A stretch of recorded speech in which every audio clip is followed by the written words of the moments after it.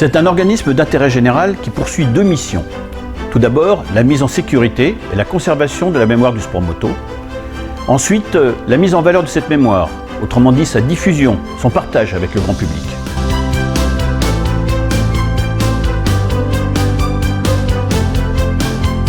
Vous le savez comme moi, le temps qui passe efface les traces.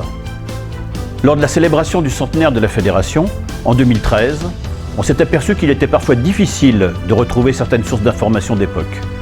Des documents, des photos, de la presse. Les grands témoins, eux aussi, avaient quelquefois disparu. Parfois, les pertes sont irrémédiables. Incendies, dégâts des eaux, déménagements, faillites, successions difficiles, vols. Les causes sont malheureusement multiples. Il faut donc trouver le moyen de sécuriser et de conserver au mieux l'héritage commun de la grande famille du sport moto.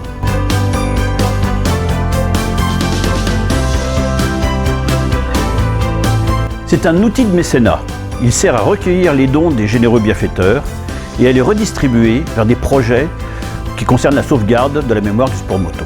Ces projets seront choisis en fonction de leur étroite adéquation avec les missions du fonds.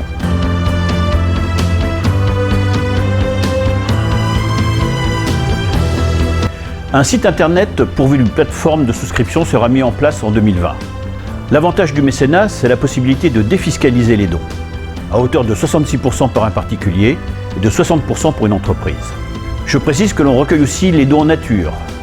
Programmes, affiches d'époque, collections de photos, vidéos, objets anciens.